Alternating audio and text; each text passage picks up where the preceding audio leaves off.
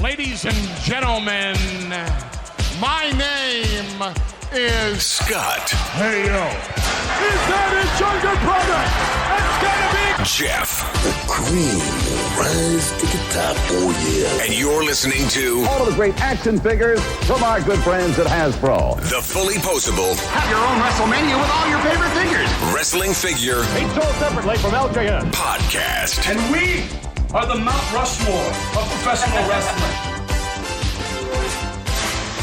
Hey, welcome to episode 257 of the Fullyposeable Wrestling Figure Podcast, longest running episodic wrestling figure podcast going today. Sitting alongside next to me is my real life brother, not storyline brother, Scott. Scott, say hello. Hello. And I am Jeff. Yes, I have to introduce myself now. Very good. You remembered this week. I totally forgot it again last week, and GBM called us on it again. Called you on it. I introduced myself. Well, you introduced me, and I said hello, as I always do, but you forgot to introduce yourself. Yeah, shit happens. Well, you should just put it at the top of your notes. At the very top, introduce yourself. Faith No More did a song about it. Introduce yourself. Scott, what's going on, man? Well, first off, purple guava pear, bang, running through me this week. Very, very good. I wanted to bring up this week something on a positive note. We started out last week's show, unfortunately, with the talk about Zeus's or Tom Lister's passing. And pretty sad, but a little bit of good news came out this week. The Dark Knight, which, Jeff, you'll know is the 2008 Batman movie directed by Christopher Nolan. Yep. Dark Knight was selected for preservation in the U.S. National Film Registry by the Library of Congress for being, quote, culturally, historically, or aesthetically significant. And why am I talking about a Batman movie on the show? Well, if you've seen The Dark Knight, which I'm sure most of our listeners have seen, you'll recall that towards the end of the movie, Tom Lister, or as we all lovingly know him, Zeus, was in the film and actually played a pretty significant role. He didn't get a ton of screen time, but his role was pretty significant. So it's great to see a piece of film that Zeus was involved in being basically preserved. And I can only assume, because I don't know exactly what that means, but if the earth catches fire, they have to save that movie. I think that's what it means. It's like, if your house is burning down, you can only grab two things. As far as I know, if the earth is burning, Dark Knight is one of the things they have to grab. That is not a Christmas movie. Batman Returns might be, though, but that's a whole different subject. Nope. Okay, that's your take. But I just wanted to say, we talked last week about Zeus's passing. It was very sad.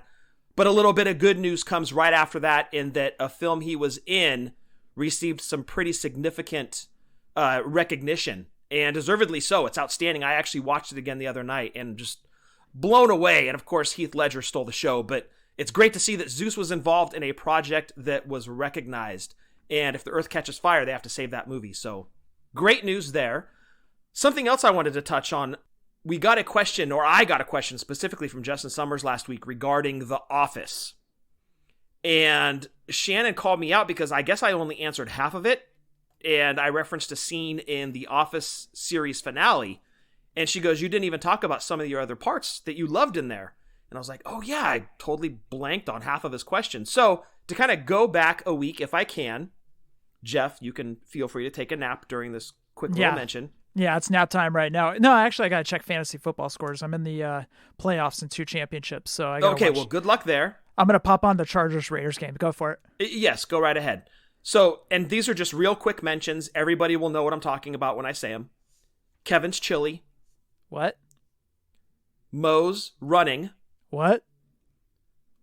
Michael finally finding love in Holly. What? And Dwight liking hair metal. Specifically, Motley Crue, and Jeff, you'll recognize this one. Life of Agony. Oh, whoa. Yes, Dwight blasted Life of Agony during one of the scenes, and I was like, oh my gosh, that's incredible. And then he proceeded to play another Motley Crue song in some part. Like, he would blast hair metal before he went in to do a sale. It was great. And in the series finale, when he and Angela are doing their dance, they're dancing to Motley Crue's Angela, which I popped. Hair metal fan, that's me. But those are some of the other parts that really jumped out at me as favorites of the series. So, just revisiting a question from a week ago. Thank you for indulging me. Why doesn't anybody ever ask me about Knight Rider or anything like that? Well, maybe they will now. All right, let's talk Knight Rider. I don't remember any of it. Well, at the roast of David Hasselhoff on Comedy Central, Kit showed up and roasted Michael. Oh, that's right. The voice of Kit. Albeit very briefly, but yes, the voice of Kit roasted Michael. Wait. Voice of Kit? No, that was a talking car, dude. There was no voice of Kit. That was Kit. It was a car. Scott, we'll have the talk later. It's weird. He sounded like the principal or the teacher from Boy Meets World, but that might be a different story. We may have to have the talk later, dude. The talk? The talk. Wait. Kane isn't really Undertaker's brother? We got a lot to go into. Oh, man. Are you going to ruin Christmas? If anybody would like to get any of our shirts, head on over to Pro Wrestling Tees or whatamaneuver.net. If you check out fullyposeablepodcast.com, you will see the writings of Corey Human over there. Corey has some great writings up there. We can't wait for his fourth writing to come in, but you guys can go check out all of his writings right now over at fullyposeablepodcast.com, where you can also get some of our shows. You can follow us on Twitter, YouTube, Snapchat, and the Book of Faces at fullyposeable, Instagram, fullyposeablewfp.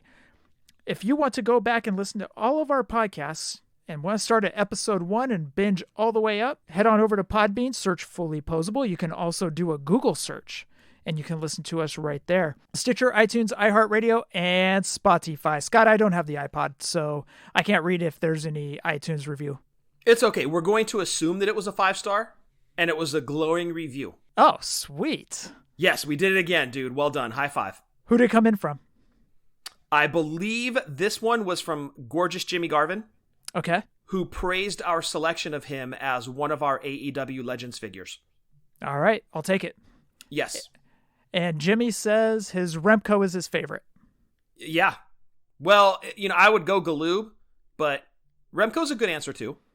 It's the cloth robe. Yeah, it is. You're right. Okay, that one wins. If you would like to send us any audio questions, or anything else at all, send it on over to fullyposeablewfp@gmail.com. Scott, why don't you hit up our buddies over at FOCO? Yes, Christmas is quickly approaching. Hopefully you have all of your gifts. If not, you may want to do some expedited shipping through FOCO.com. If you have a sports fan or a WWE fan that you're looking for a gift for, look no further than FOCO.com. They've got everything sports and WWE bobbleheads available right now. Expedite your shipping. Hopefully it comes in before Christmas. When you get to checkout, code WFP10 is going to save you 10%. That's FOCO.com, FOCO.com. And when you get to checkout, WFP10 is going to save you 10%. Scott, a couple weeks ago, I said a Simpsons reference where Homer was in New York City, and I said he wanted a Sprite or crab juice. It's actually Mountain Dew. Senator Porcupine called me on that one. He goes, it was actually Mountain Dew or crab juice. And Homer goes, ugh, give me crab juice.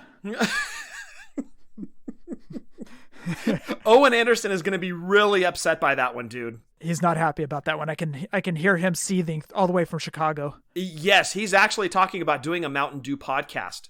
That young man is a huge fan of Mountain Dew, and he will not be happy with Homer. They might have some words.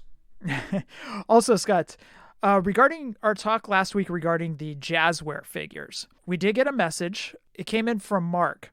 Mark said, Jazzware's never said the chases were Walmart only. I don't know where Scott got that from. So if they're going out randomly, RSC was obviously going to get some.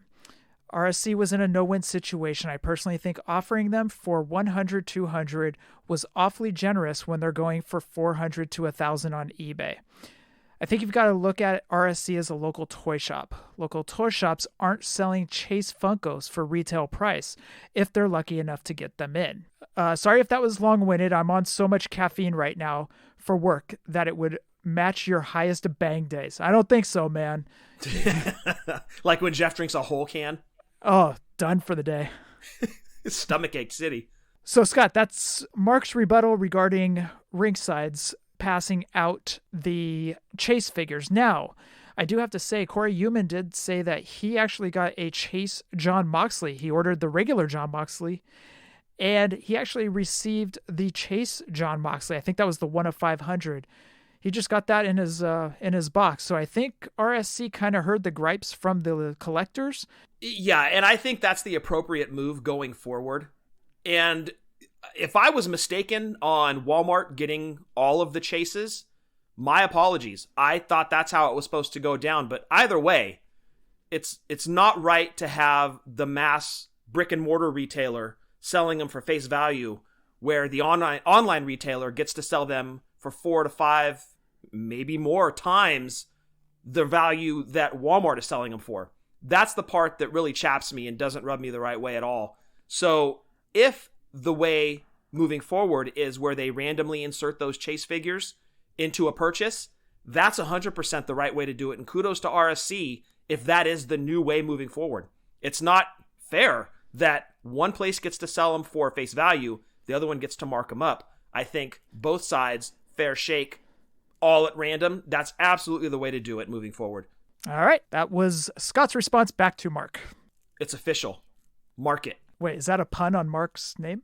Oh, no, actually it wasn't, but I guess maybe?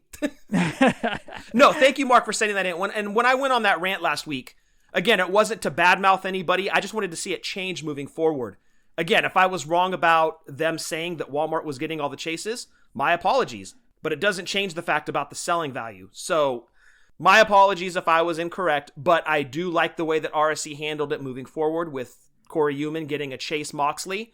Just make it random. Then everybody's happy. It's the same shot as going to Walmart and maybe finding one on the pegs. I think it was everybody assumed that they were going to go to Walmart, all the chases, all the variants. I think everybody just assumed it was going to go to Walmart because of Walmart being the main distributor. Yeah, well, that was the way I saw it for Series 1. I think a lot of people saw it that way as well. But if they technically didn't say, quote unquote, the chases will be at Walmart, I kind of see his point, because they didn't say they were going to be at Walmart, but when you say all the figures are going to be at Walmart, we kind of just, okay, we assume that they're all going to be at Walmart. Right. And no, thank you, Mark, for sending that in. Like I said last week, too, I knew that there was going to be a counter argument to that. So I appreciate Mark sending that in, setting the record straight if that is the case, that they weren't supposed to be Walmart only. And I do like the fact that they're mixing it up. If you order one, you could get a chase. So that's totally fair, especially now because in the news, we're going to be talking AEW figures. Spoiler alert. Oh, we are? Oh, we are. Scott, did you do any toy spotting? Well, technically, no, I didn't buy anything, but I did get in my, speaking of RSC, got in my RSC Black Friday order, which was the Elite Bayley, Viking Raiders, Rocky Johnson, and Io Shirai.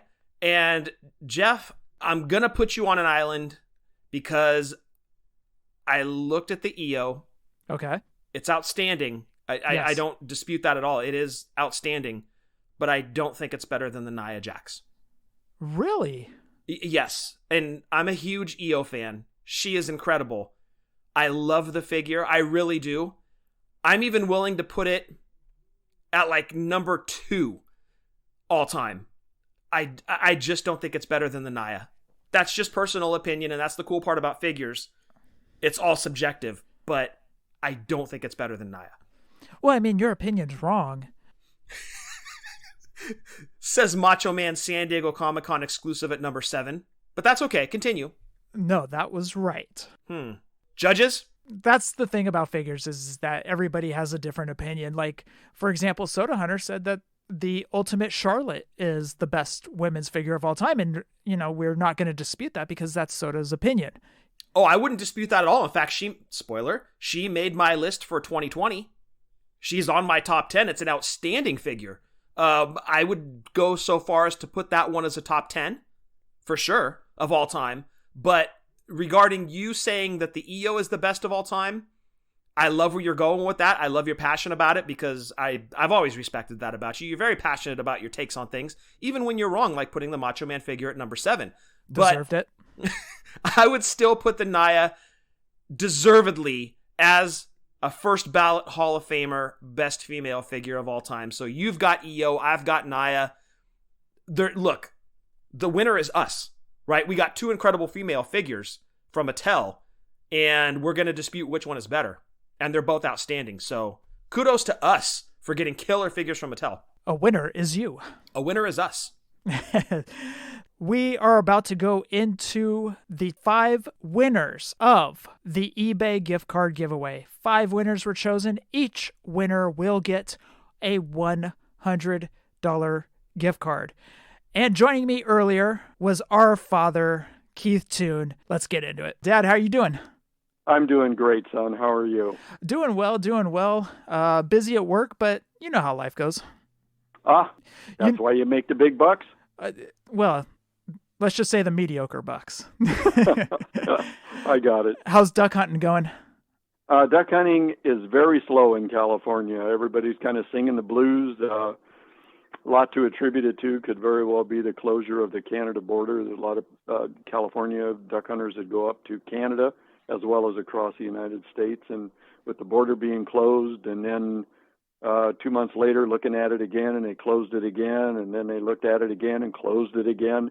And then duck season came and everything was closed in Canada for anybody getting into Canada to hunt up there. So I'm sure, as with the United States, that Canada took a very hard hit on their economy that is kind of shaky and devaluating against the United States dollar. And the last time I looked, it was give or take a little bit right at 30 cents. So up in Canada, the U.S. dollar is $1.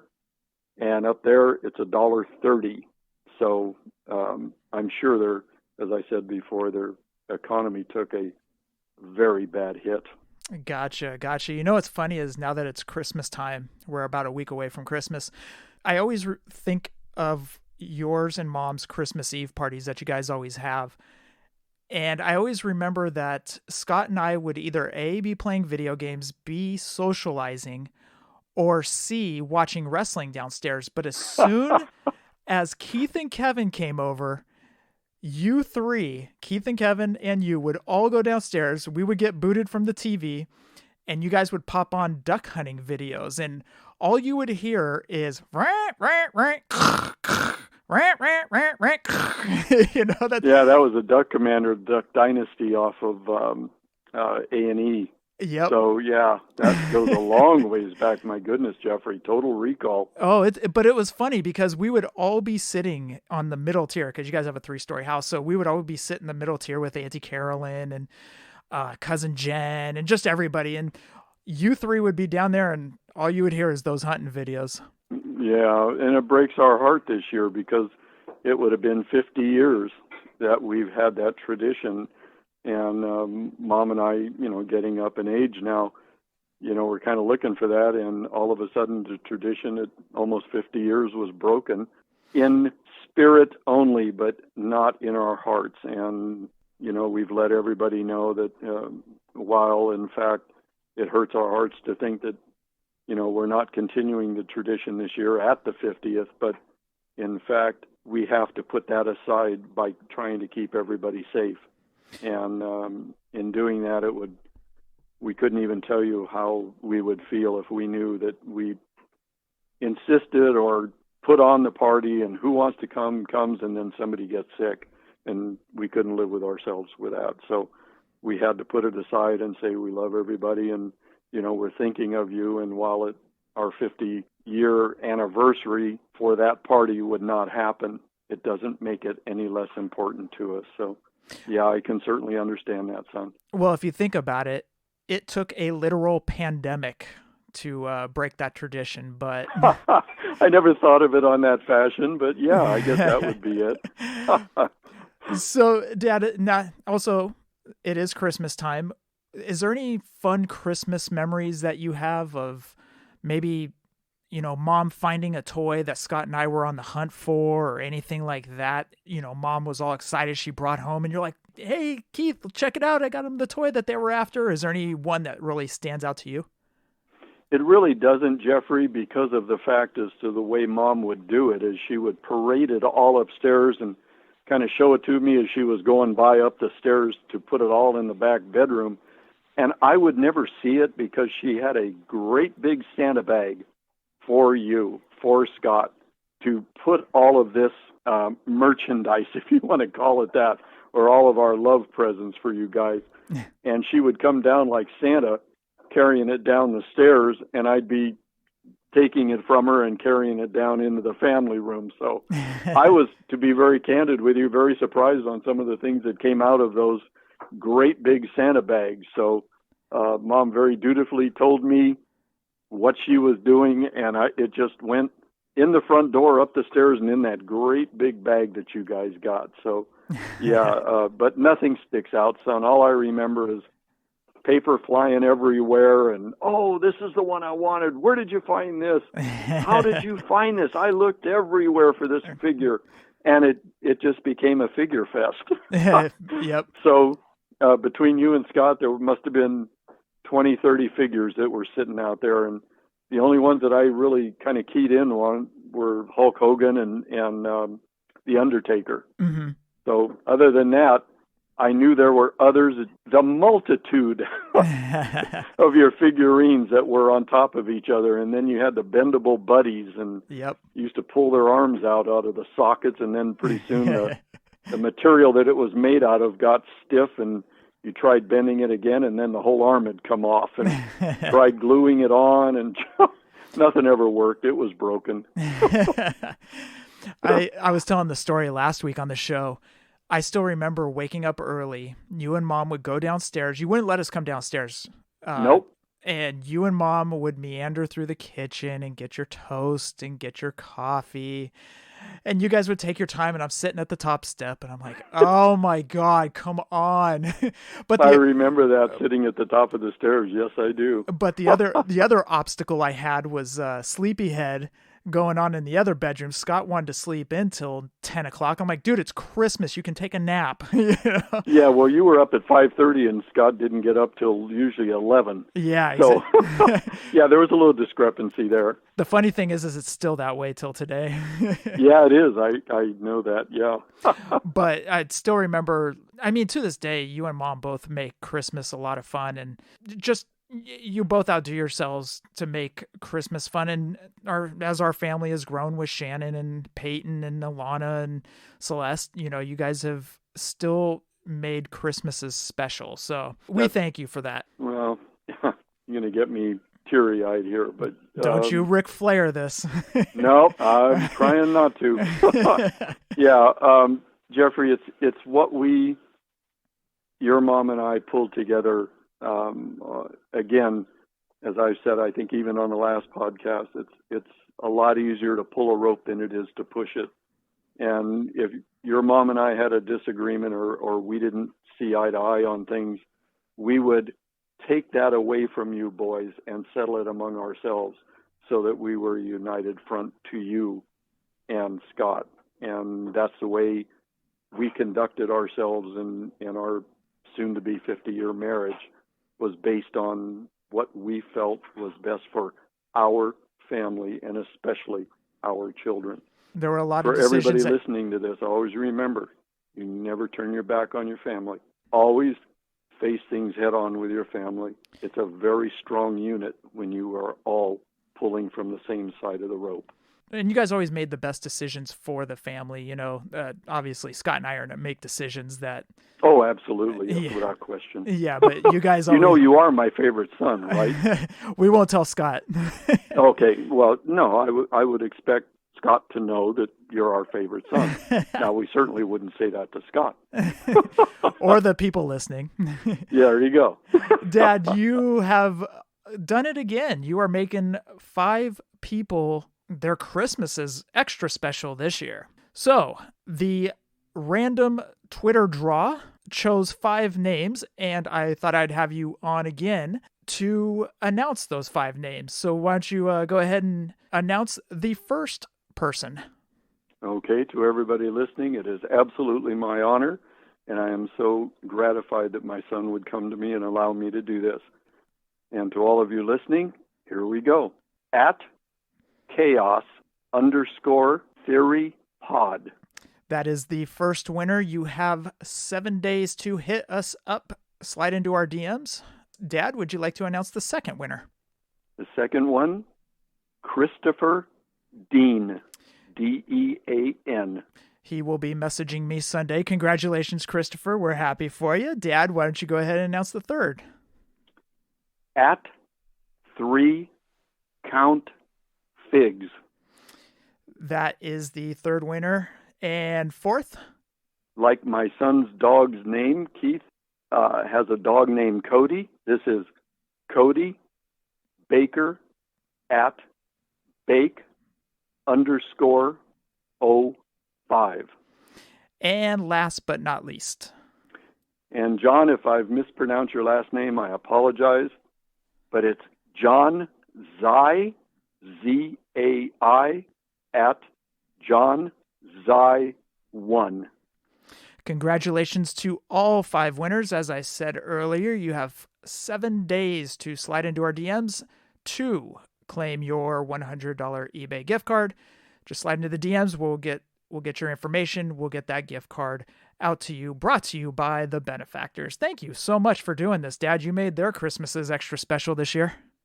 Well, I'm sure that all of you that are listening and were part of the recognition of making a soon-to-be 80-year-old man extremely heart-filled, warm-hearted as to what you did for me on a personal basis by getting me the chair and the things that you did. I can't tell you what that meant to me. And so many times as you say things in life, you don't know how your words have meanings. And in some way, shape, or fashion, Randy Smith picked up on that, and my understanding was kind of leading the parade on that. And for everybody that contributed, I can't tell you what you did for me. And all those that maybe weren't financially able to, but had good thoughts for me, again, I can't thank you for that. And I don't want to Ric Flair it because I can feel myself starting that, but the emotions you saw in that video were very real. I was taken back by your audience, Jeffrey, and the people listening. And I will never, ever forget that in my life. And I just want to thank everybody listening for what you did for me on a personal basis. Thank you so much for that, everybody. Well, if it makes you feel even better, we had people messaging us after we had gotten the funds to get you the chair. We had people messaging us after saying, hey, how do we contribute? So there was even more people that wanted to contribute. And we were like, already got the money. We already went over, which we donated to the California wildfires. More people wanted to put in for your chair, Dad, because of the heartfelt that you do for doing these gift cards, doing these giveaways. You know, you don't know the people that won, but no, I don't. And you know what? It doesn't matter because they're an extension of you, Jeffrey, you and Scott. And that warms my heart. Well, and I know everybody is responsible and will do what they feel necessary with the contribution. So just as I gave it to you and you are most graciously giving it out to your audience, that again warms my heart for my sons. What you're doing for the show means a lot to us, means a lot to the winners. And I know the people that didn't even win, they're grateful for everything that you're doing just for the show. Just remember, everybody that's listening, don't let anybody deter you from what you're doing. In your heart, if you feel you're doing right, don't let anybody tell you you're doing wrong. That's all I wanted to say, son. Well, we definitely thank you, Dad, and Merry Christmas to you, but I will be seeing you on, spoiler alert, I'll be seeing you on Christmas Eve. Got it. I'm going to be stopping by there before I head out to the Celeste little family thing they're having. So I understand. And I just want to tell your audience, Merry Christmas, Happy Holidays, and that you're loved. And don't ever forget that. Yes, they are. Dad, thank you so much for coming on and having a little chat and giving away these gift cards. And again, to the winners, 7 days. Well, the good news is I plan to do it a couple of more, 3 times this coming year. So that's something to look forward to. And I leave it in your hands, Jeffrey, to plan it and when it happens and to know that you'll be doing that for the following year. Absolutely. Are you saving money like we are from not going anywhere from the pandemic? No, Oh. I just know that I want to support your endeavors, and if that translates into your audience, Jeffrey, that warms my heart. Well, all of us thank you, Dad. And Dad, I love you. I'm going to be seeing you here shortly for Christmas Eve. So I love you with all my heart, Jeffrey, as I do Scott and all my sons. And thank you. We love you guys too for everything you do for us. And yeah, that's an understatement, what you guys do for us. So anyways, Dad, we love you. Merry Christmas. I love you, son. Love you too. Bye-bye, everybody. Scott, I kid you not, dude. I told Dad, don't Ric Flair this. I said, do not Ric Flair this. And guess what he did? He Ric Flaired it. So we've both told him, don't you Ric Flair, and he Ric Flairs anyway. Dad loves to Nate. By the way, for anybody that is listening, when we say don't Ric Flair, that means don't cry, because every time you see Ric Flair on TV or in an interview, he's crying. So I do want to congratulate the 5 winners that won the 5 $100 eBay gift cards. You guys have 7 days. You guys know the rules. This is the same rules we've been doing for every single giveaway. You guys have 7 days to hit us up. You got to slide into our DMs on Twitter and say, hey, I won. And then we'll get your information and we'll get that eBay gift card over to you. So congratulations to the 5 winners. Also, a big thank you to our father and our mother for putting up those eBay gift cards. Congratulations, guys, and thank you, benefactors. Thank you so much, Mom and Dad. We love you. Scott, we do have a little bit of news. What do you say we jump into it? Let's talk about it. Oh, you gonna learn today.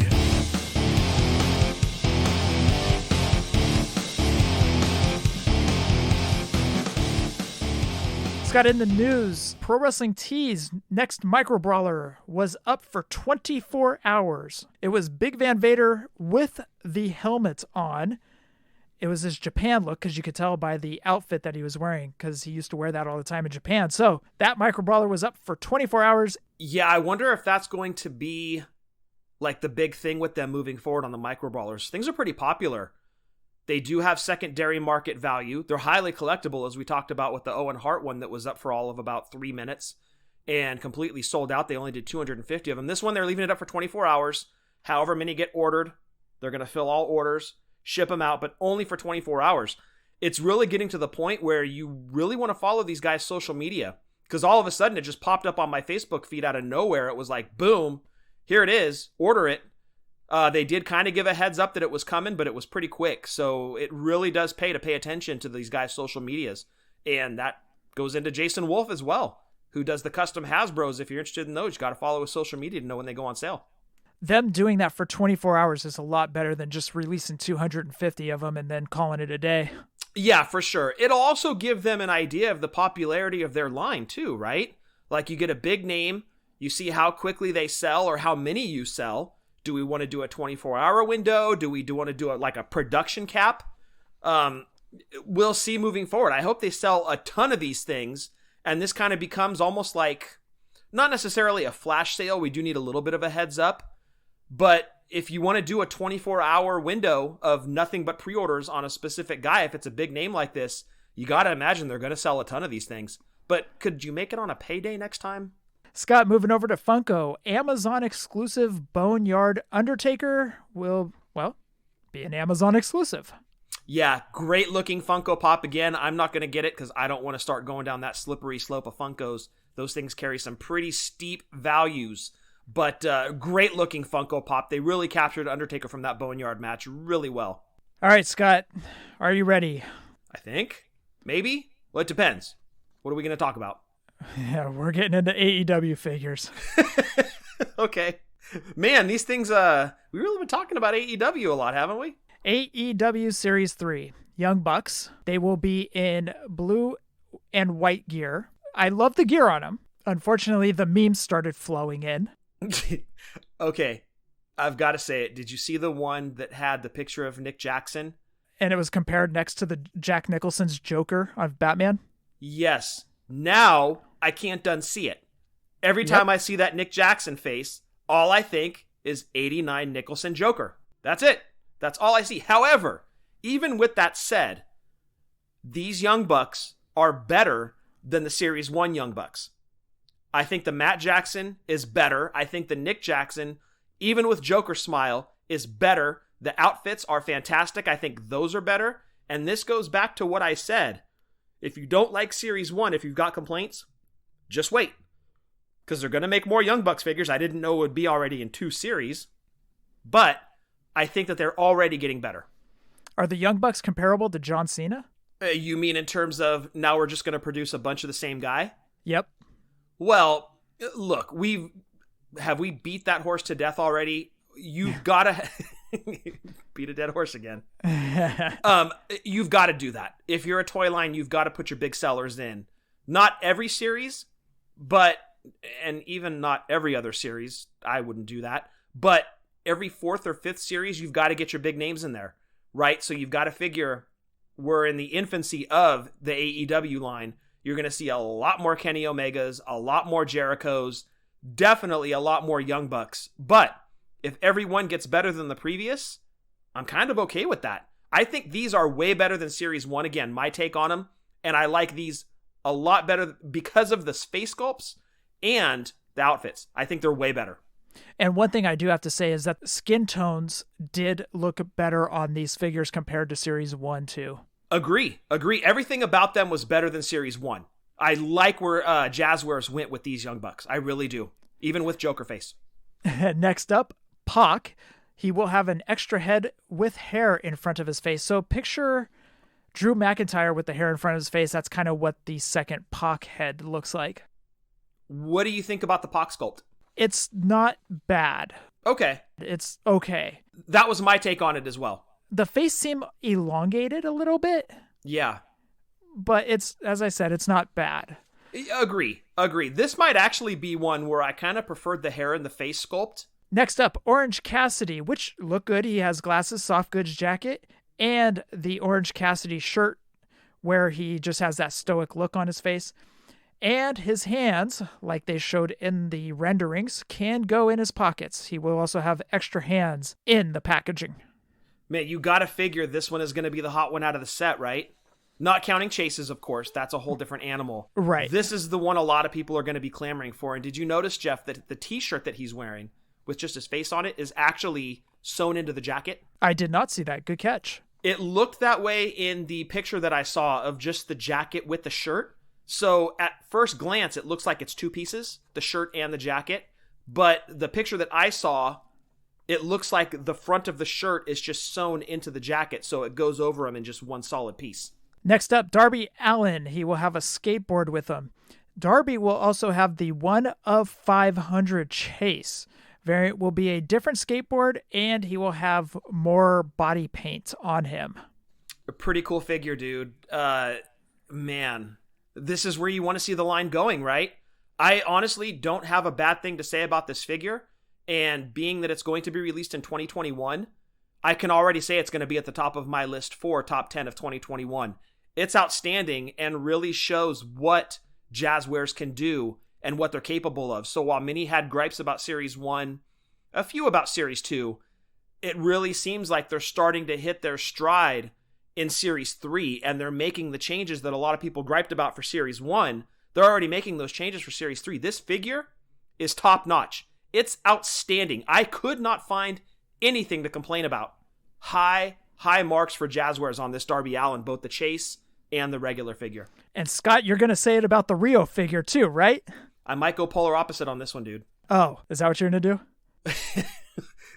I'm already picturing the figure. But anyway, go ahead. I talked about the memes flying. Yes.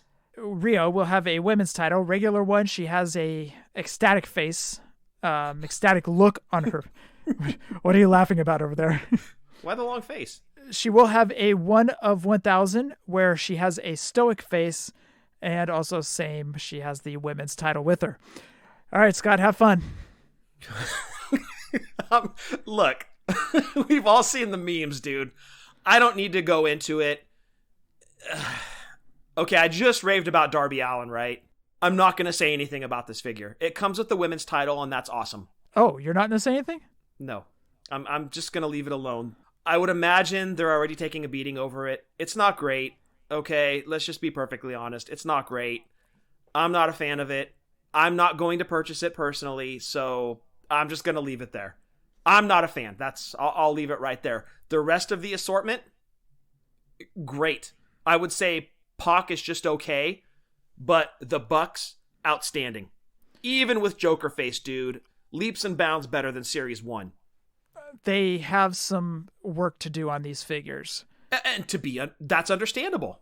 But they are getting better. They have more work to do, though. Oh, and I think Jeremy would be the first one to tell you that. And that's what's great about him is he sees the criticisms and he's already fixing it by Series 3. That's outstanding. Series 2 was very, very strong. Very solid. Series 3, we've talked about the Bucks. The Pac, no hair in the face, it's just okay. Hair in the face, I'm not a real big fan of those sculpts, but I kind of prefer that one to the no hair in the face. The Pockets figure is outstanding. Being able to put the hands in the pocket, come on. Incredible. Well done, Jazzwares. Well done. From top to bottom, that Orange Cassidy figure, you've got to figure he's going to be the hot one in the series.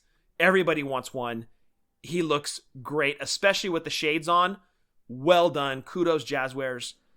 But the standout for me, honestly, is the Darby Allin. And that, for me, right now, out of all the Jazzwares AEW figures that have come out, that one, to me, is the gold standard. That is what all other AEW figures should aspire to be, is as good as that Darby Allin, both the Chase and the regular. I can't say enough good things about it. Just based off of the images that I've seen, already a contender for greatest figure of 2021. Outstanding. And I don't have many comments about the Riho figure. I'm just going to leave it alone. Okay, wait, okay, I got one. Wait, I got hold one. on. Can I get mine one first? Yes, please do. Are we going to put her into the Hall of Shame next year? And she hasn't even come out?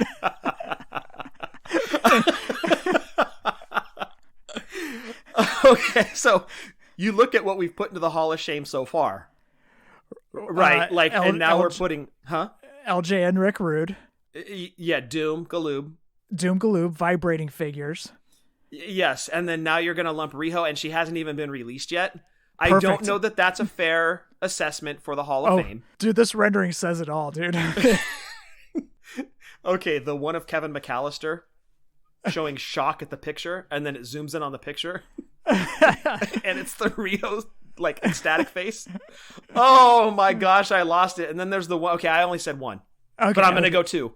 Then there was the Wonder Years one, where it's Kevin, Winnie, and then the Marilyn Manson as a kid, but it's Riho. Dude, that wasn't Marilyn Manson. Oh, okay. If you say so. No, I know it wasn't Marilyn Manson. Oh, man. Okay, we got our laughs in. We did. Look, I guess it's hard to do women's figures because we kind of rip Mattel all the time about it, right? Like, they have yet to do a great-looking Sasha, right? Correct. They've nailed Nia Jax. It's very hit or miss with Mattel. You know, they do a great job with Natalya, with Nia Jax, with Io Shirai. But man, some of the Becky figures that they've come out with, some of the Sashas, you're like, man. But I will say, Mattel is really turning the corner. That Bayley Elite 80, wow. Outstanding. So we all know that Jazzwares has some kinks in the armor that they're working out. And hopefully the women's figures, now they've only done two, right? To their credit, they've only done two. You've got to assume they're going to get better. All of these things that you're seeing now, and they're only on Series 2 right now. Series 3 is yet to be released. They're only going to get better. I know I keep saying that, but it's true. You've got to give the line time to breathe a little bit, get its footing, work out the kinks, and it's only going to get better. We already see it with the Young Bucks. My opinion. Way better than Series 1. So a lot of faith in Jeremy, a lot of faith in Jazzwares, and I think that faith is restored when you look at that Darby Allin. It can only go up from here, Scott. It really can, and it seems like they're already starting to hit their stride. And then you see Riho, and you're like, okay, there's still work to be done. And that's okay. That's okay. You look at that Darby Allin, you're like, okay, that's what they're capable of. You look at the Orange Cassidy and the new Young Bucks, and you're like, okay, that's what they can do. So very, very promising 2021 for Jazzwares. I'm looking forward to seeing everything that comes out from them next year. Scott, there's an update to the New Japan figures. Brian Flynn of Super 7 said the figures are leaving the factory in January, so in hand most likely will be February. Fantastic. We've been waiting since, what? September, October? No, because we pre-ordered in November of 2019. Yes. That's a long time. A long Yes. time. Of course, all things considered, it is what it is. So I'm just super excited to have that Okada figure in hand. Seeing how good that Andre is from Super 7, I could just imagine how good these NJPW figures are going to be. And Scott, last but not least, the Ultimate Warrior ringside exclusive. It was shown on card. It's going to have the Ultimate Warrior logo cutout in the front of the packaging. It will be his look from WrestleMania 12. We've all seen the pictures. Looks beautiful. It really does. Man, you see things like this, and especially when you're at the event, it carries that extra weight. So I was already going to buy this figure regardless. But the fact that we were there at WrestleMania 12, Jeff, we saw his return to the WWF, and how good the figure is, it's a no-brainer. I know you're going to purchase one. I'm definitely going to purchase one. From top to bottom, packaging, everything included, just outstanding job by Mattel on that Warrior. Scott, that rounds out the news. No other toy news from you. No, I didn't really see anything this week. One thing is a quick note. Hasbro is releasing 10-inch versions of Classified Duke and Snake Eyes, and they also did a Storm Shadow that almost kind of looks like the 3-0 figure package, or the 3-0 figure outfit.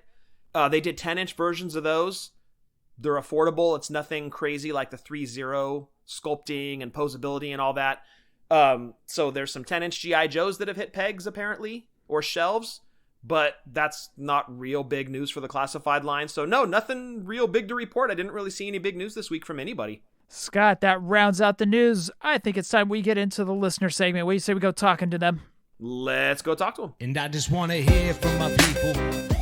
Tell me, can I hear from my people?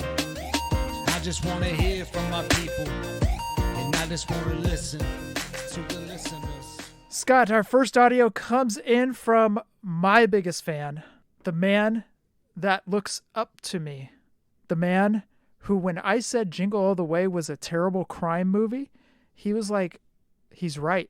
Justin Summers. Oh, I'm sure he said that. Okay, let's get to this audio. I hope he rips you a new one. Hello, Scott and, Jeff. This is once again Justin Summers from the Wrestling Cheers podcast with my weekly question. My first question is for Jeff. How dare you talk bad about the Cleveland Browns? Why must you create enemies with husky, handsome guys with magnificent red beards born in the state of Ohio? I think you have a problem. In all seriousness, kind of stemming from the sports talk, I want to know if you have any pieces of sports memorabilia and what is your favorite pieces if you do. For me, I basically have two, and they're both autographs from the same player, and that would be Cleveland Brown legend at this point, Josh Cribbs. I have a signed jersey of his that I used to wear all the time, actually signed twice, and I just recently received a autographed Josh Cribbs helmet. Before I get to the story on how I got the helmet, I will say eventually I'm going to display them together. I just don't know how right now. I don't necessarily have the space. I don't necessarily have the money offhand, but it's something I do want to create a really cool display piece for this helmet and jersey. The story of how I got it. I am what they call a Browns backer, and there are Browns backers bars across the country and even throughout the world. At my local Browns backers, where we go to this bar and we watch Browns games, we had a raffle to win this helmet. I spent $20 on raffle tickets, and unfortunately, I actually lost. The person who did win, turns out, didn't really want it, and a friend of mine offered them money for it, and then they gave the helmet to me because they knew I really wanted it. Other than that, not necessarily a piece of sports memorabilia, but something that I have for 4 of my teams, and 2 of them are in the NFL, but I have personalized jerseys for the Cleveland Browns, Chicago Bears, Cleveland Cavaliers, and the Calgary Stampeders of the CFL. Before I go, and before we get to Christmas, I would just like to say how grateful I am to have found this community. For those who don't know, I first started participating and listening to this show after everything that happened with the Major Wrestling Figure podcast. I will openly say I am a major mark, but I believe in positivity. I believe in uniting. And when all that was going down, I did my best to understand more about this community, the community as a whole, the one Fig community, which the idea of it I love. As a whole, the Fig community is huge, and there are many different sections. Some that might get along, some that might not. I look at it as pillars. There are so many different pillars, and I don't even listen to all of the podcasts out there. I believe in supporting small podcasts like myself and understand that I am very grateful that I have. I might not have picked up many listeners from my contributions here, but some of the interactions with people have been great. And I would like to take a moment to thank Jeff. As much shit I gave him at the beginning of this submission, Jeff had read that I tested positive for COVID a couple weeks back, and he private messaged me how I was feeling. And to me, that meant a lot. There's been great conversation and direct messages between myself and Jeff, and I'm very grateful. This is Christmas. This is the holiday season, and I hope everybody in the figure community gets what they want. I don't necessarily have anything that I want, but I'm grateful for so many of you. Scott and Jeff, Eric Brown and Barry Frost, and also Steve from the PPW podcast. I have a lot of love and respect for the 5 of you. I'm happy our paths have crossed in 2020, and I hope in 2021 our friendships continue and grow. Much love and respect to all of you from the bottom of my heart. And as always, Scott and Jeff, sincerely, thank you for everything you do. And I will take my answer off the air later. Justin looks up to me. You're such a jerk, dude. Like Justin said, he's grateful that he found us, then found Steve and Barry and Eric. You know, we're grateful for Justin as well. Justin sends in an audio each week that we look forward to, just like JT. We look forward to his question each week. And everything that went down in July, there was positives that came out of that. And one of the positives was Justin. Yeah, absolutely. And Justin, thank you for the kind words, man. That really means a lot. And as we often say, emails and messages like that, those are the things that really, really keep Jeff and I going. And I just want to thank you personally. Thank you for the questions every week. Thank you for the kind words.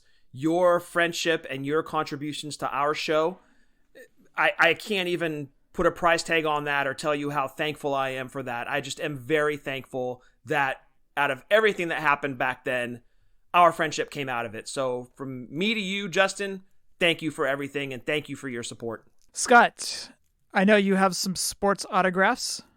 Actually, dude, if I could just pick one, I've actually got a pretty cool story behind it. So my favorite ball player of all time is Don Mattingly. Jose Canseco. So Jose Canseco is 1A. So Mattingly and Canseco are my 2 favorites of all time.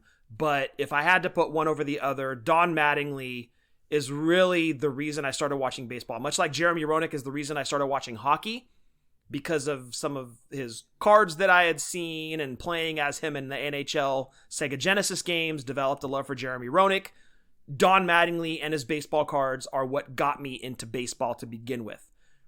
And you would think that we grew up next to Oakland, so it would have been the Oakland A's. That would have been very close behind the love for Mattingly. So that's why Jose Canseco is my 1A. But getting to Don Mattingly, been a fan of Don Mattingly forever, huge Yankees fans. I know I can hear the boos already.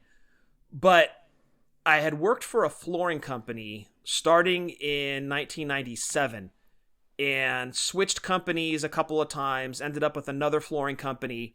And we used to have these reps that had come in and they would sell us carpet and hardwood and vinyl and all these other different flooring surfaces. Anyway, I did a favor for one of our higher end carpet reps.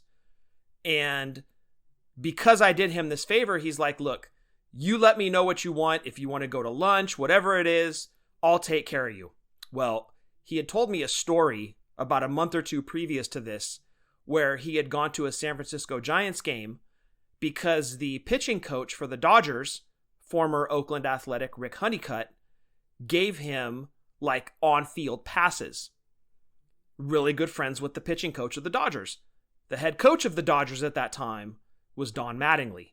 So to rewind a little bit, previous to this conversation, his name was Doug. Previous to this conversation with Doug, the Christmas before that, Mom had given me a really nice numbered, because Yankees jerseys don't have names on the back. Don't ever buy one if you're a Yankees fan. Don't ever buy one with the name on the back. It's not a name on the back. It's just a number. she got me a really nice numbered pinstriped Don Mattingly jersey. Beautiful. And she said, I want you to do everything you can to get this signed, because she knows how big of a Mattingly fan I am. Gave me the jersey for Christmas, says, I want you to get this signed. I'm like, okay, sure. When am I going to see Don Mattingly? I was like, show up at Starbucks one day, he'll randomly be there. Major coincidence. Probably, I think this was in May. Doug goes, let me know what you want for hooking me up on this favor. I really appreciate it. Whatever you want, it's yours. I said, Doug, you're not going to believe this, but I'm a huge Don Mattingly fan. I go, the next time the Dodgers are in town and Rick Honeycutt hits you up and gives you tickets, could you please take my Mattingly jersey and get it signed? He goes, are you serious? I go, yes. And then I told him the story about the jersey, and he goes, all right, give me a FedEx box with a return shipping label on it. Throw the jersey in there, throw a Sharpie in there, give it to me, and I'll see what I can do. So the next week, as instructed, FedEx box, return label, silver Sharpie, and a Mattingly jersey get handed off to Doug. Probably 2 months later, I get the FedEx box back. Opened it up. Inside the box, my silver Sharpie and my signed Don Mattingly jersey. Could not believe it.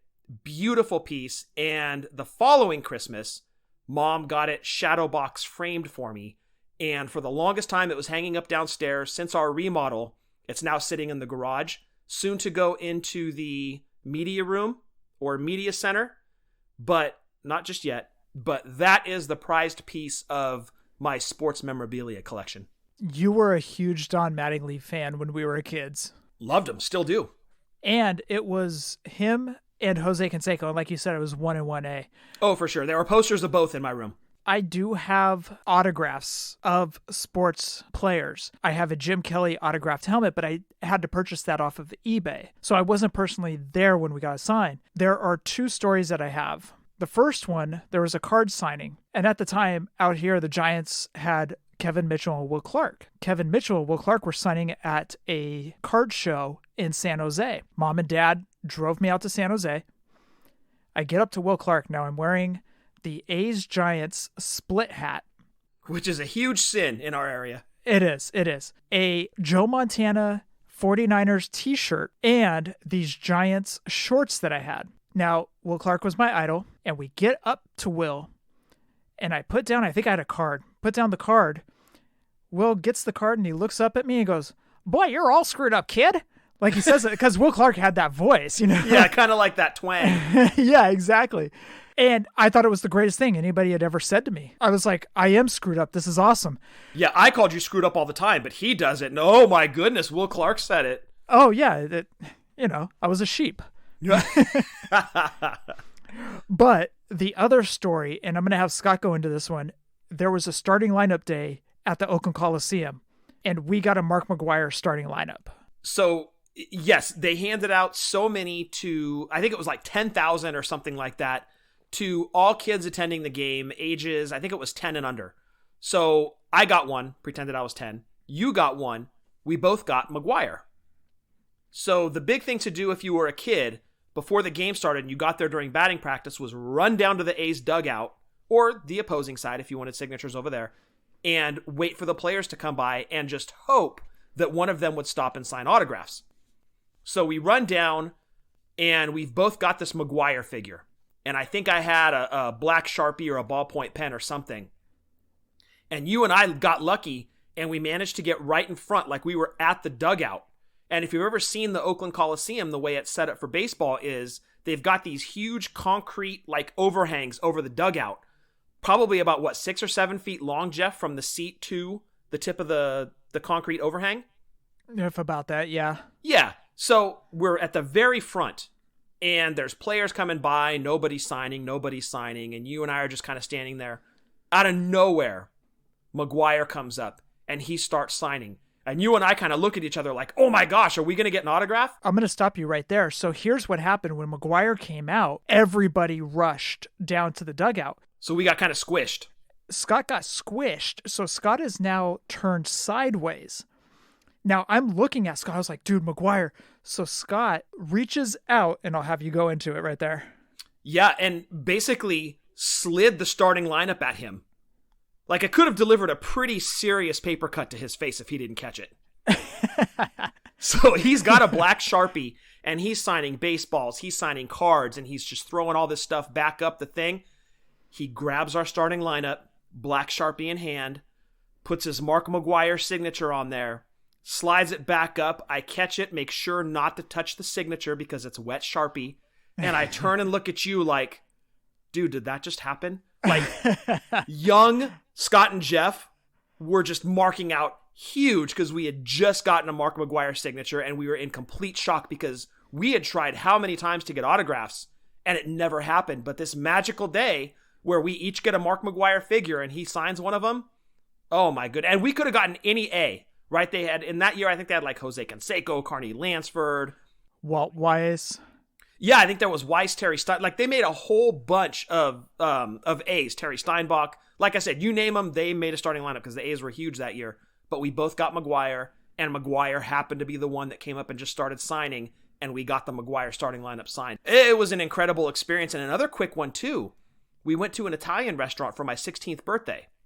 Grandma and Grandpa were big on taking us to birthday dinners. Everybody in the family. It was always a big to-do for birthday dinners. So we go to this Italian restaurant in Alameda, this place called Enrico's, and it was on the water over in Bay Farm Island in Alameda. We're sitting at dinner, and we're just chit-chatting, and I was sitting next to Mom. She leans over to me, and she goes, Scott, don't make a big deal about this, but if you look over by the front door, look who just came in. Dude, Mark McGuire had just walked in. And everybody knows Scott. He does make a big deal of it. I can't help it. And I think that's where it started because Mom said, don't make a big deal. Well, I had to go the opposite. And I was cool. I didn't. Well, okay. Yes, you were cool, but I should have gauged how you were going to be later on in life towards Kota Ibushi and Bray Wyatt. And Kane. Sergeant Slaughter. Not so much Bradshaw.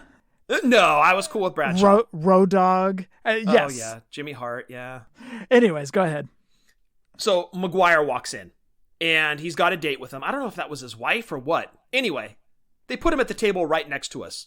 So I was already freaking out because Mark McGuire walked in. And Mark McGuire was a huge deal in the A's. Or on the A's back in the 80s and the 90s. They put him at the table right next to us. And I'm looking at Mom. My eyes must have been as big as plates. Because she's like, just eat your food. Relax. What you're going to do is, here's a piece of paper. And it was this little piece of scratch paper. She goes, here's a paper and a pen.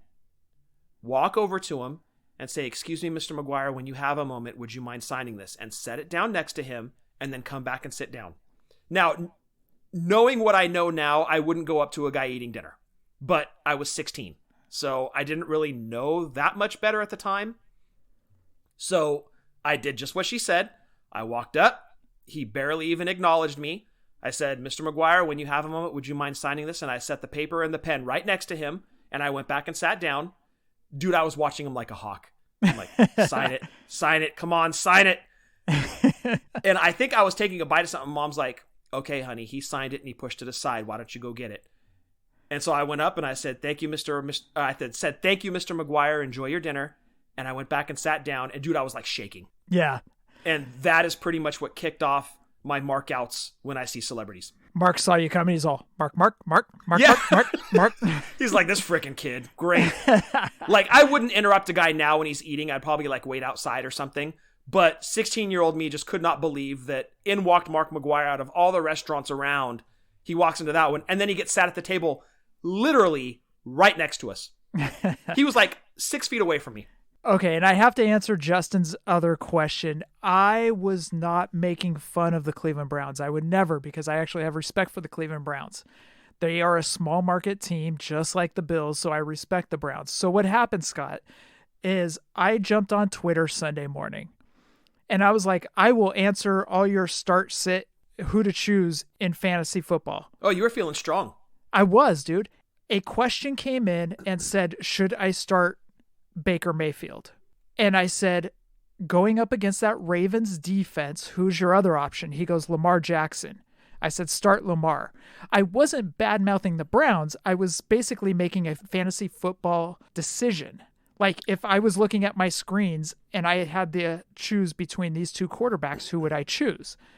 That was my decision behind choosing Lamar Jackson. I was not making fun of the Browns. So who ended up getting more points?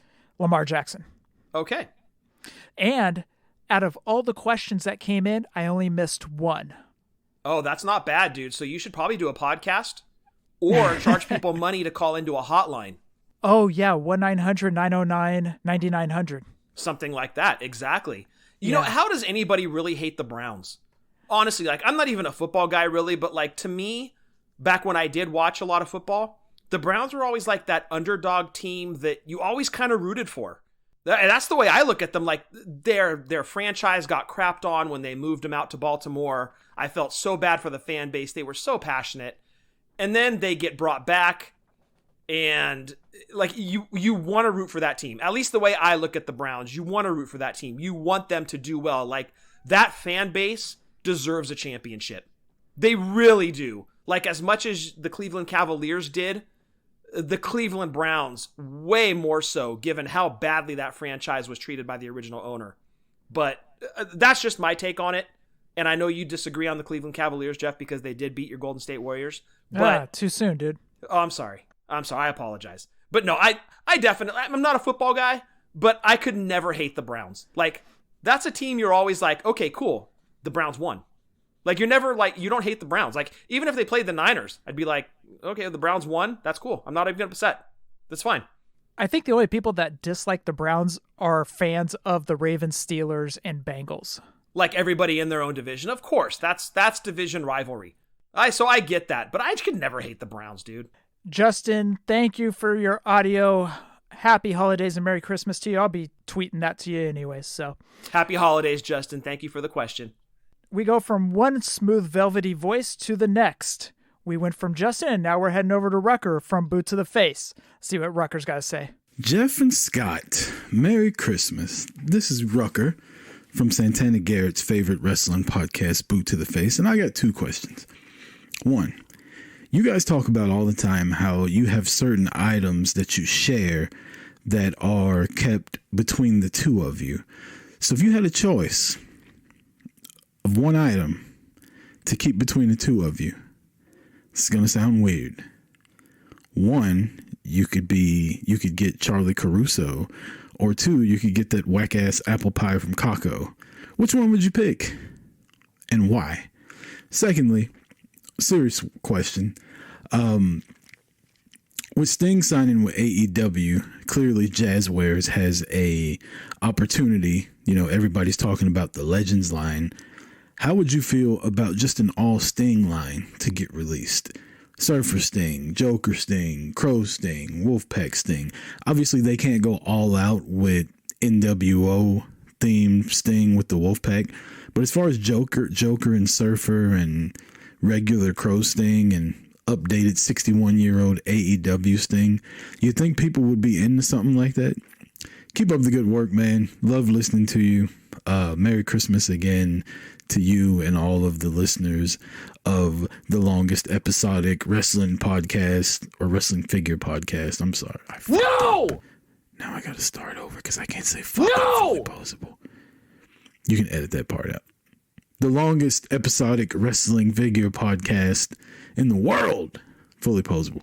Merry Christmas. Peace. Rucker, I'm dying over here, dude. Thank you for sending that in. Given the choice between Charlie Caruso and delicious apple pie from Kako, I think I'm going to go Charlie Caruso. Oh, apple pie. Oh, wait, what? Well, it depends. Is it warm apple pie or like right off the shelf from Kako apple pie? Oh, it's warm apple pie. Oh, okay. Throw it in the microwave for about 15 seconds. Put a little ice cream on it. Little Cool Whip. Oh, dude. Do you put your finger in it first to make sure it's not too hot? Oh, yeah, absolutely. Okay, yeah, safety first. Still going with Charlie Caruso. Yeah, you don't want to burn the roof of your mouth. Oh, you are? Yes, still going Charlie Caruso. Oh, me too. Keep your pants on, big boy. To go a little bit deeper into his question, though, regarding the shared collection. So, yes, Galoobs, LJNs, Hasbros. Remco's. Yes, Remco's too. Kind of to go into all the stuff that our parents weren't able to buy multiples of everything for. That is what really is the shared collection. And as we've gone on and kind of backfilled in the collection, namely the Pillow Buddies, those have all kind of still become the shared collection because obviously we can't have 2 sets of Pillow Buddies now. So anyway, if you had to pick one thing to pull out of the shared collection and keep as your own, Jeff, what would you take? Well, you have the Remco's. I do. I have the Hasbros over here. Yes, you do. And the LJNs. And most of the LJNs. Some of the other LJNs are in that garage. Yes. I would have to go Remco's over at your place. Okay. Over the Pillow Buddies, huh? Yeah. Okay, now remember, none of our Remco's have accessories. We don't have the jackets anymore. We don't have the pants. We don't have the title belts. All that stuff is like long gone. The suspenders and the bow ties from the Fabulous ones, all that's gone. So they're literally just like stripped down figures, no accessories. What happened to those? I have no idea. You know what? It might be in one of the totes out in the garage. I might have saved those. And that's what's frustrating. I was so good about saving accessories, right? Those little Milky Way Christmas tins. Yep. I threw all of the accessories, LJN, Hasbro, all the accessories went in there, except for the Remco's. I have no idea where the Remco accessories went. No idea. Well, you have 4 days off. You should be jumping on those. Oh, is that what my assignment is? Find the Remco accessories? That's it. Okay. So if I had to take one, my biggest regret in the LJN line is not getting that white shirt or yellow shirt or red shirt Hogan when we had the chance. Mm-hmm. I think that would be the one I'd pull. Because that one is my biggest regret. We had to get Tito Santana, but we didn't get the Hogan. Okay. So you would pull the white shirt Hogan LJN. I think so. That one is my biggest regret from the LJN line that we didn't get. Probably more so than like Haku, because we never got Haku. I would say probably, and even the red and the white shirt Hogan was almost like a chase situation, like with the AEW Jazzware. You didn't know which one you were going to get. You just ordered that specific Hogan, and they sent you whichever one. Talking they being the wrestling ring, where we ordered ours from. They just sent you a random.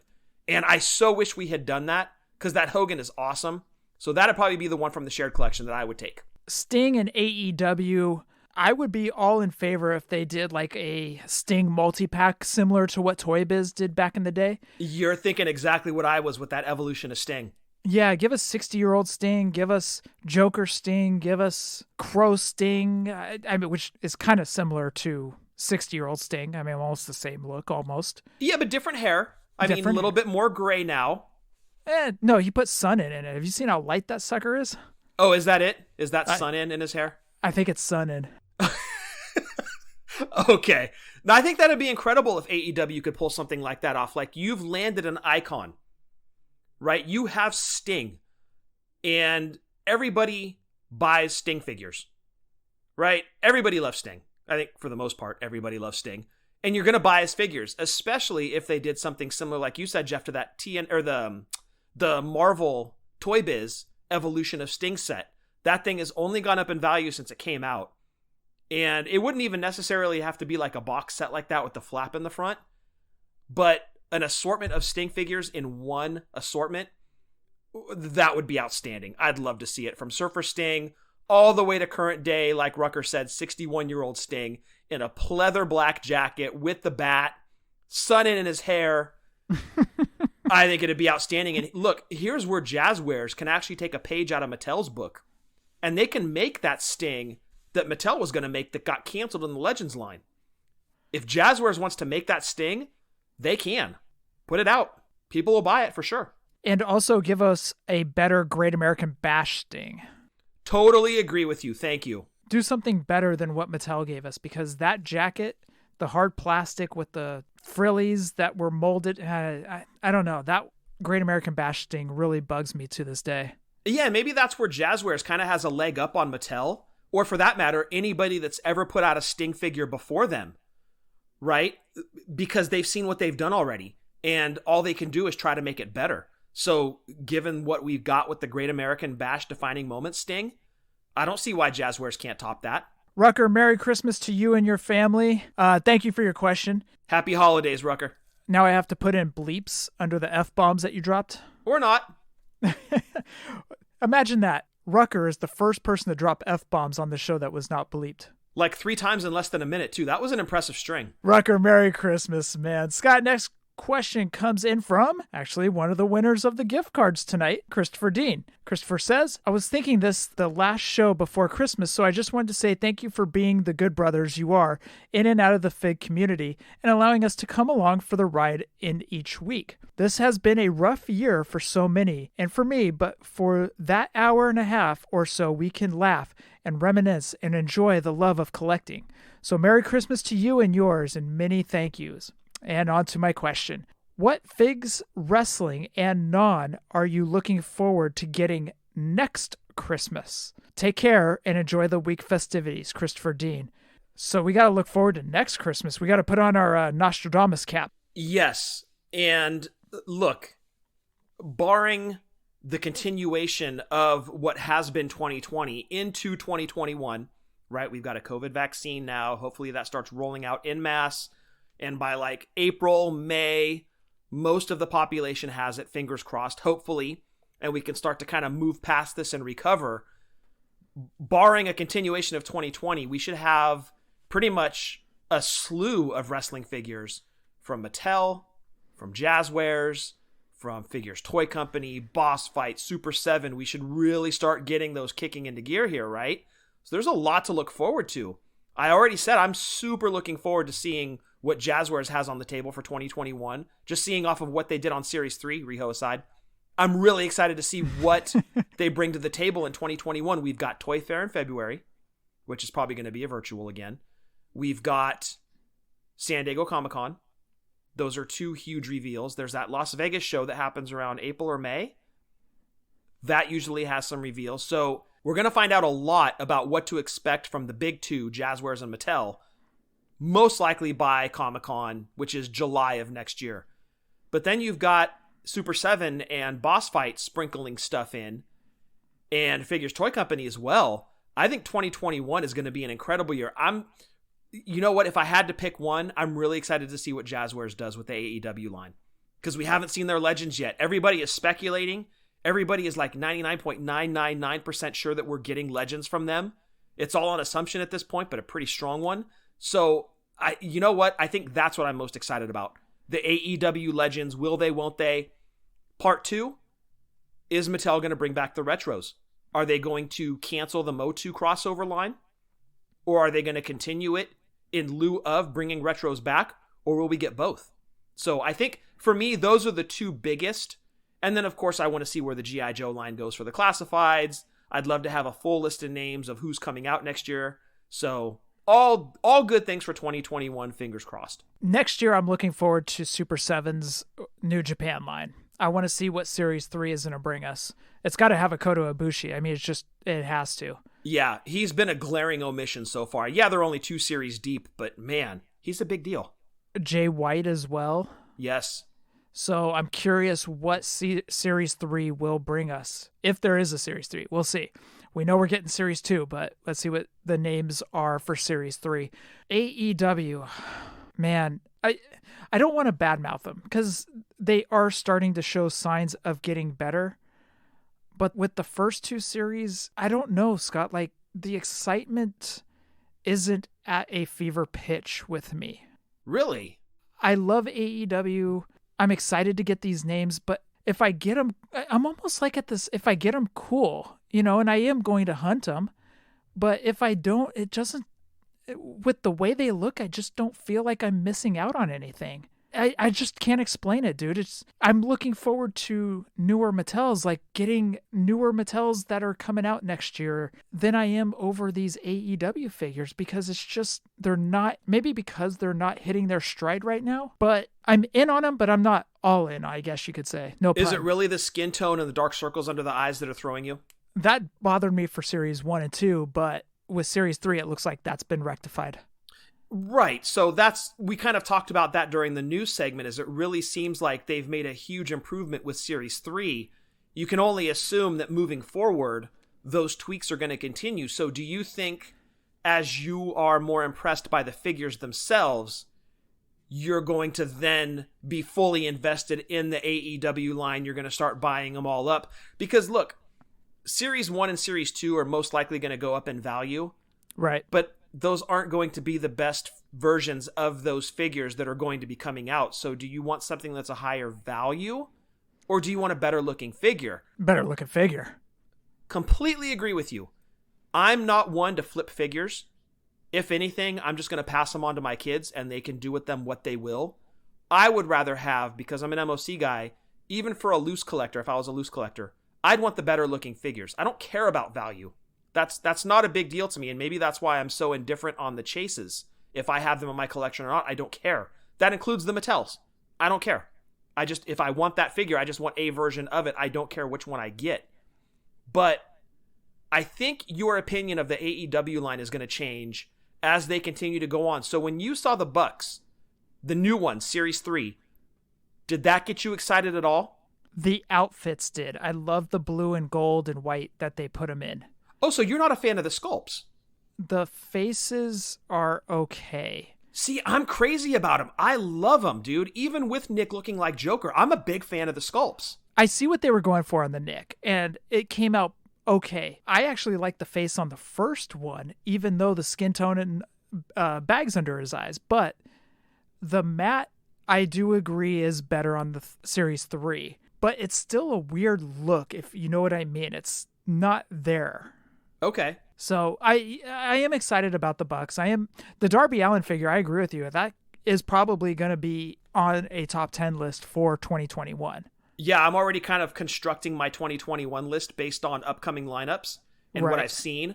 And that Darby Allin is easily a top 3 for me. It's incredible.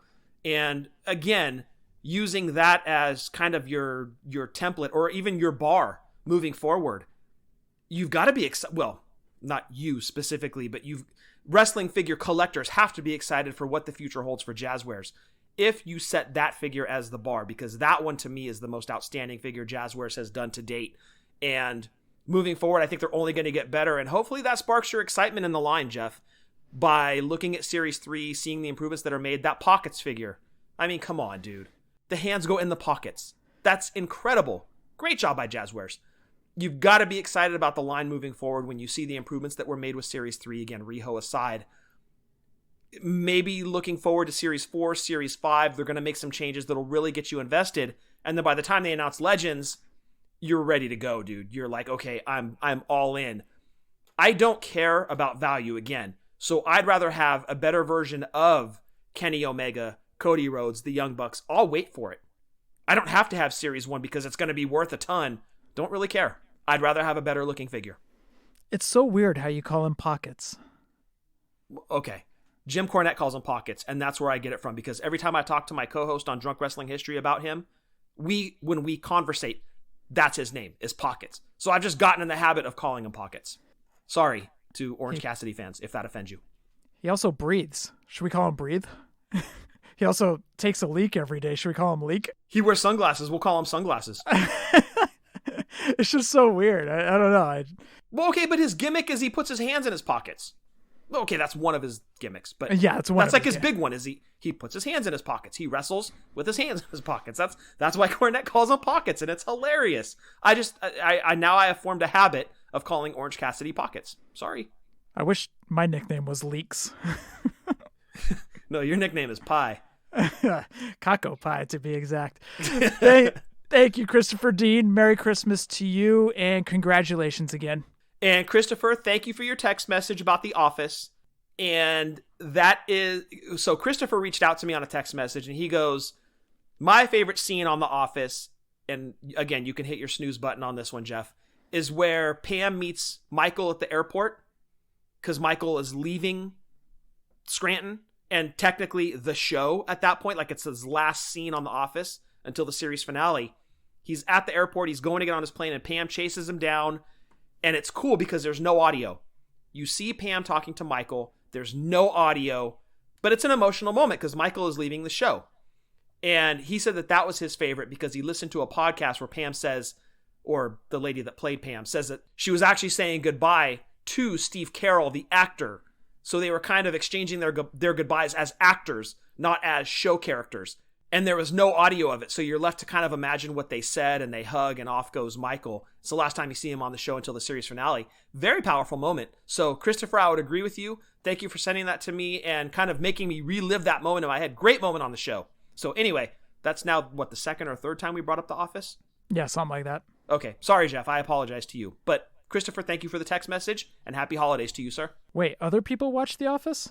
A few. Well, Billie Eilish watches The Office, dude. In fact, I just watched a video. I didn't watch the whole thing, but Dwight, or Rainn Wilson, the guy who plays Dwight, shows up at her house and gives her a quiz on The Office. She says that she has watched it through from start to finish 12 times. Because I guess when you're a huge celebrity, you have time to go through all of the seasons of The Office 12 times. Who's Billie Eilish? Okay, next question. I know Billy Idol. Let's talk about Billy Idol songs. Let's do that. I love Billy. I'd actually way rather talk about Billy Idol. Totally agree with you. Moving on. I'd rather talk about Billy Idol than The Office. I'll tell you that much. It's a nice day to start again. Scott, next question comes in from Josh Thompson. You're ridiculous.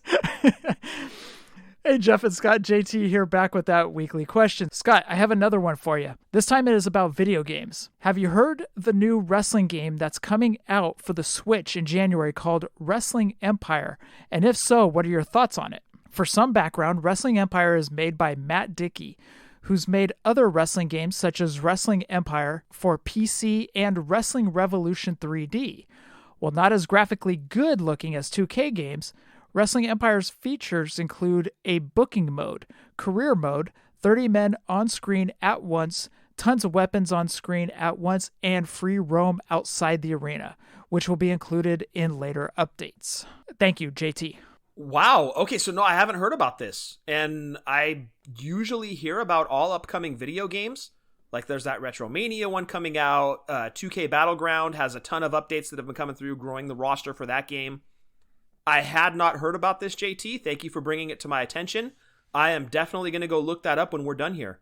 And to be honest, I don't really care too much about graphics. Yes, they're important, but to me, the gameplay is way more important. So you give me something that's more on the level of like the THQ AKI games from way back in the day and shoddier graphics, maybe, than what we get from 2K. And I'm going to play the gameplay-friendly game way more than I'm going to play the game that looks great, right? I don't really care. I'd rather have something that plays well than something that looks fantastic. So I'm definitely going to be looking up Wrestling Empire when we're done with the show. Thank you, JT. I appreciate that. Now, are you looking forward to the AEW video game? Oh, for sure. Yeah, I can't wait until they come out with gameplay trailers because I want to see what it looks like. So, look, you give me anything that looks like the Big Four from the late 90s, early 2000s, you give me anything close to that, it's going to be a purchase. And you give me the AEW roster on top of that, that's just the cherry on top. It seems as wrestling video game fans, we've been clamoring for that game, right? We still want to have WCW NWO World Tour, Revenge, WrestleMania 2000, and No Mercy. We clamor to get those games back. Those are the bar. Every other wrestling game kind of aspires to get to that. You give me something even close to it, I'm on board. I am 100% on board. If Wrestling Empire is that game, that's great. If it's the AEW game, that's great too, because you get the AEW roster with it. That's, like I said, the cherry on top. So I'm definitely going to be paying attention to that AEW game. Absolutely going to be paying attention to that one. Dude, you know what's over to my left right now? If you say a warm apple pie, I'm disconnecting our phone call here. No, it's Mr. T and Randy Hogan Funkos. The Randy Hogan. The Great Value Hogan, if you will. What you ordered on Wish and what you got from Wish.com. Yeah. Exactly. That's awesome. I'm glad you got that, dude. That's such a cool 2-pack, but I just can't do the Funkos, man. I want to. Much like I really want to do Castle Grayskull, and Travis Fowler sent me the link the other day, kind of poking the bear a little bit. There are things that I absolutely want to add to the collection, but I just have to be so selective with it. So, Scott, that rounds out episode 257. Okay, we talked about Galoobs. We talked about Remco's, talked about LJN, Hasbro's. We covered the gamut this week. We sure did. Actually, Remco's aren't on WrestlingToyTracker.com, but LJ and Galoob's, Hasbro's, Just Toys, Bendham's, Retros, Defining Moments, all are. So you can go check out the carded and loose prices of those figure lines over at WrestlingToyTracker.com if you are in the hunt for old school wrestling figures. Get the fair market value. They pull those every 3 months. They pull the prices from eBay and put the averages in there. So check out WrestlingToyTracker.com or on Twitter at @toy_tracker. Scott Eaglemoss. Yes, guys, if you have a pop culture or WWE fan in your life and you're looking for a last-minute Christmas gift for that certain someone, check out Eaglemoss. You can give them a follow on Twitter at HeroCollector_. They've got a ton of statues from Star Trek, Battlestar Galactica, DC, and of course, WWE. I highly suggest that Razor Ramon. It is outstanding. But aside from Razor, they have a bunch of other legends and current superstars that you can pick from. And when you subscribe to Eagle Moss's statue service, they will just send you the statues as they're released. And they will send you the display ring to put all those statues in. Again, give Eagle Moss products a look. They are outstanding. You can follow them on Twitter at HeroCollector_. The Kane one is really good as well. I'm starting to notice, like, I'm really starting to soften on Kane figures, maybe because we got an abundance of them back in the 2000s when he first came out from Jakks. A lot of Kanes. But, like, right now I'm starting to look at, like, the Mattel ones, or I'm starting to look at even the Eagle Moss statue, and I'm like, man, these Kanes are actually pretty good. And I was never the biggest Kane fan, but at the same time, I'm starting to look at these figures that have come out of him just recently, and I'm like, these are actually damn good.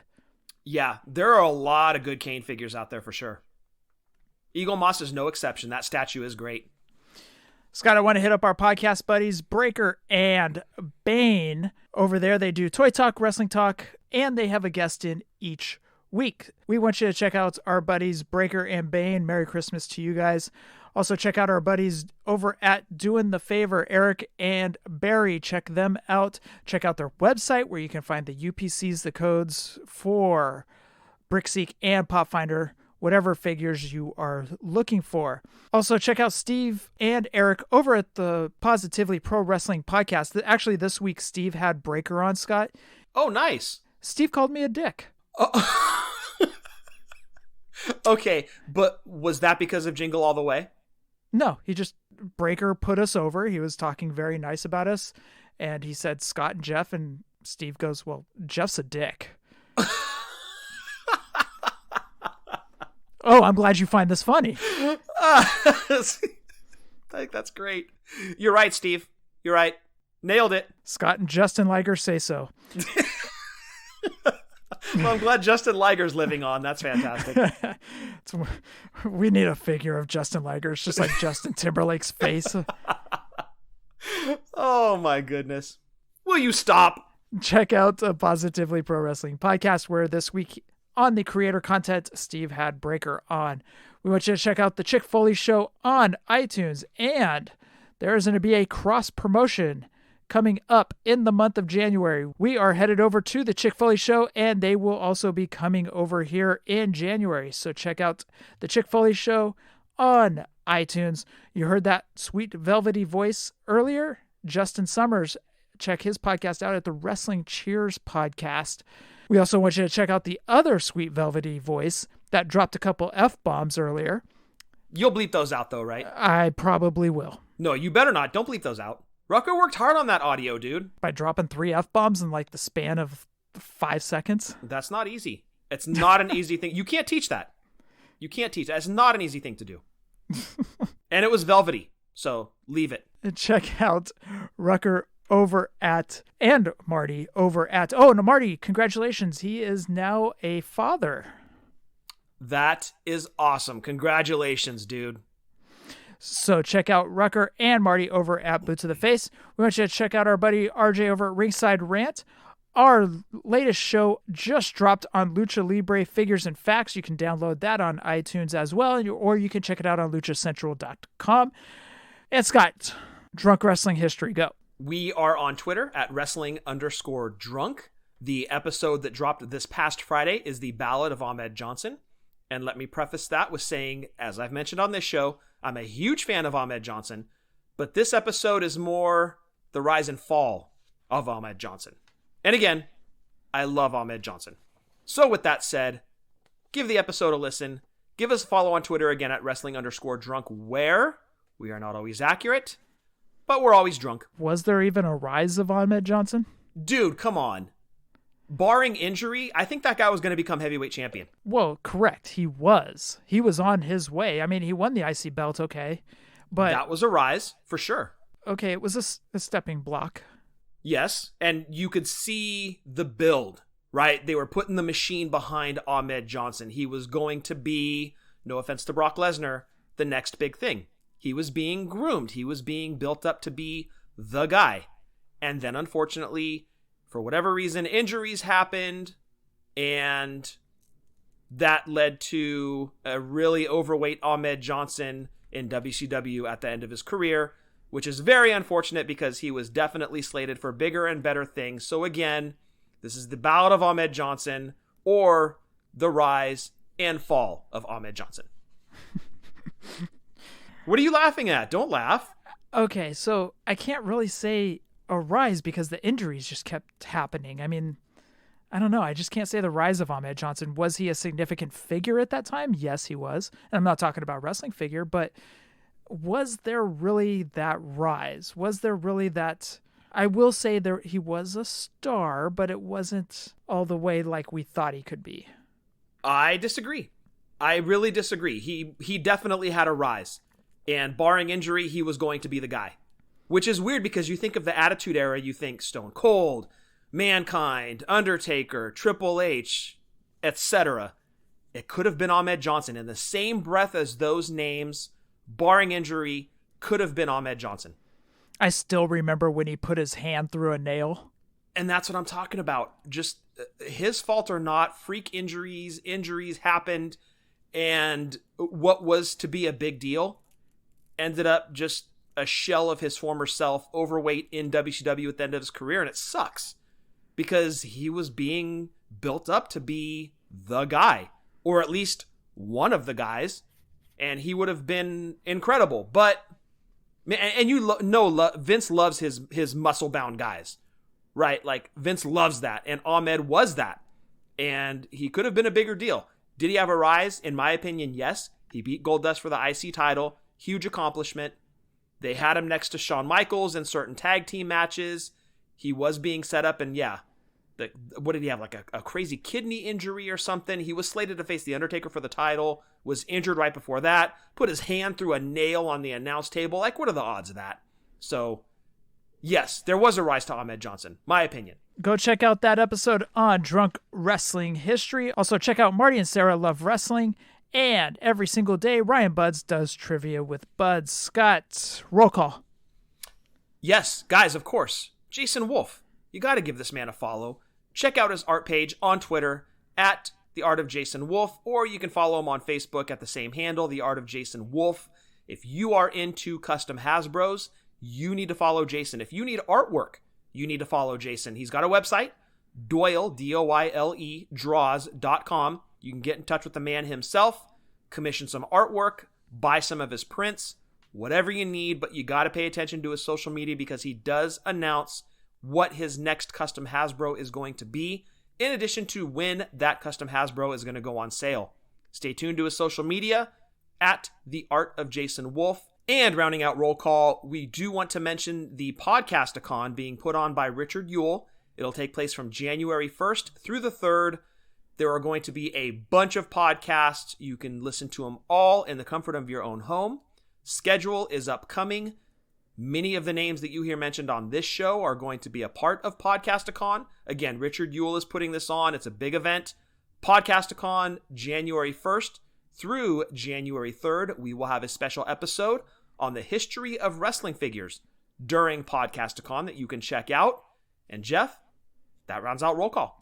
What was this? I heard that Taco Bell is bringing back some menu items. So in the month of December, I believe late December, they are bringing back the nacho fries, which have a lot of fans. They're delicious, by the way. But the menu item that I'm more excited about, Jeff, no, unfortunately, is not the Mexican pizza. But they are bringing back the Bacon Club Chalupa.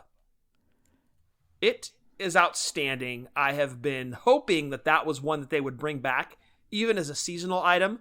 They are. I'm ecstatic.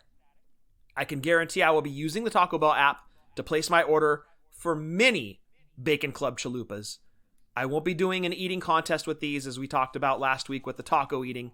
I will not be doing an eating contest with these, but I will be consuming many, many Bacon Club Chalupas over the course of the next month and a half, guaranteed. And I await on Taco Bell to announce the return of the Mexican pizza, even if it is for a month, and I will break my Taco Bell attendance record. I will eat Taco Bell every day for as long as the pizza remains on the menu when they bring it back. I said it before and I'll say it again. Your poor colon. Hey, whatever. It's fine. Don't worry about my colon. It only answers to me. So, Scott, for episode 257, anything else? Stay safe, stay healthy, Fig Life since 2016, and happy toy hunting. I want to wish everybody a happy and Merry Christmas from everyone over here at Fullyposeable. Stay safe, like Scott said. Stay healthy, like Scott said. Thank you to everyone for listening to episode 257. Hashtag Fig Life. Adios. Merry Christmas.